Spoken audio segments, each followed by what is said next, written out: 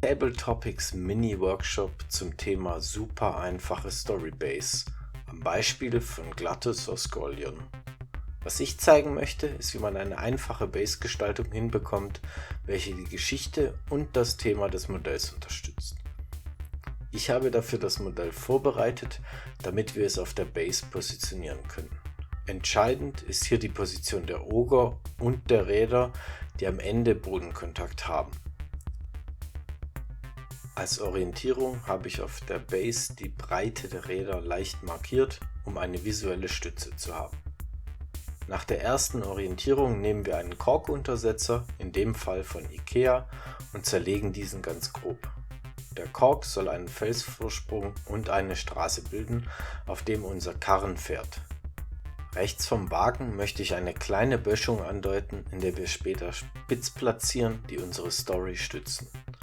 Darum bedeckt der Kork den Großteil der Base, lässt aber einen schmalen Streifen frei. Für diese simple Base ist eine Schicht ausreichend. Wenn der Kork grob zerlegt wurde, lohnt es sich noch einmal das Modell zu nehmen und auf unserem Weg zu platzieren. Nachdem ich den Karren und die Ogre gut platzieren kann, können wir den Kork mit Bastelleim auf der Base festkleben. Danach flachen wir die Kanten ein wenig mit einem Bastelmesser ab. Ist der Kork festgeklebt, können nach Wunsch noch Steine und Geröll aufgeklebt werden. Dann versehen wir den Weg mit einer dünnen Schicht feinkörniger Strukturpaste, wobei ich einen Streifen links freilasse. Danach wird die ganze Base mit Strukturpaste bestrichen. Ich habe den Weg bewusst so schmal gemacht, dass der Karren gerade so drauf passt, weil dieser Pfad nicht für Prunkkarren gedacht ist. Mit den Rädern hinterlasse ich in der Strukturpaste leichte Fahrrinnen. Der freie Streifen links sollte den Rand des Weges andeuten. Hier nehmen wir Bastelleim und Vogelsand. Das zeigt subtil, dass dieser Weg angelegt und befahren ist, während links und rechts der natürliche Zustand zu erkennen ist.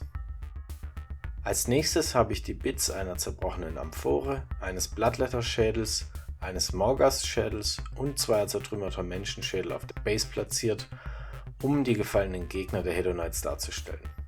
Und der Snacks von Glutos, die zurückgelassen wurden. Die Base ist jetzt fertig und bereit zu trocknen. Die Platzierung unserer Bits gibt dabei eine Erzählrichtung vor, die wir bei der Bemalung weiter betonen.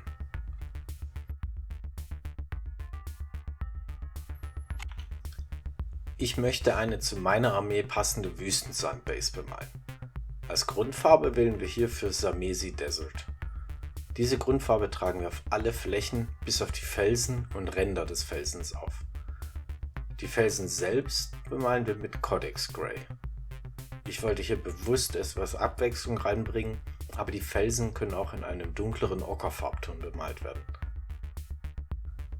Nachdem wir die Felsen rundum mit Codex Gray bemalt und einzelne Steine hervorgehoben haben, können wir ans Schattieren gehen.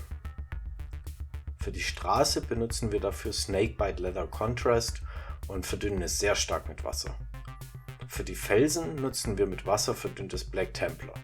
Dadurch bekommen wir mehr Tiefe in die Farbe und können Schatten von Karren und Felsvorsprüngen betonen.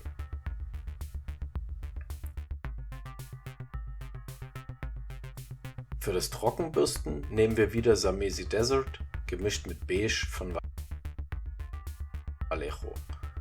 Damit bürsten wir die komplette Base, auch vorsichtig die Felsen. In unsere Farbe mischen wir nach und nach immer mehr Beige und für die hellsten Akzente dann Pale Sand von Vallejo, um Kanten und erhöhte Stellen zu betonen.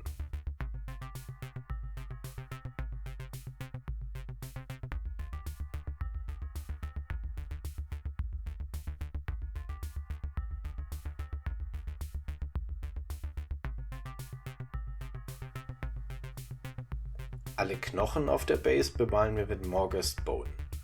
Benutzt hier besser zwei dünnere Schichten, da die Farbe nicht hervorragend deckt. Beim Blattletterschädel hebe ich nur die Hörner hervor. Für die Amphore Empore möchte ich gebrannten Ton simulieren. Dafür benutze ich Bookman's Glow, das wir später mit ein wenig verdünntem Gore-Grunter Fur Contrast abdunkeln werden.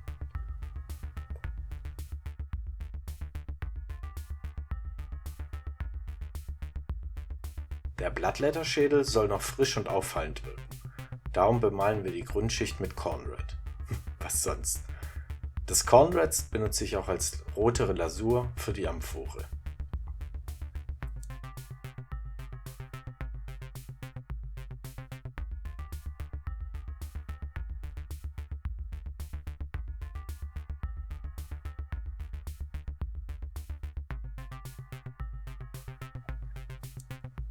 Dann schattieren wir alle Schädel mit Skeleton Horde Contrast. Hier am besten auch 2 Schichten einsetzen, damit es kräftiger und dunkler wird. Den Bloodletter-Schädel behandeln wir mit den Kontrastfarben Gore-Grunter Fur und danach mit Black Templar. Bei allen Schädeln setzen wir dann am Ende noch Kanten-Highlights, indem wir die jeweilige Grundfarbe Pale Sand mischen.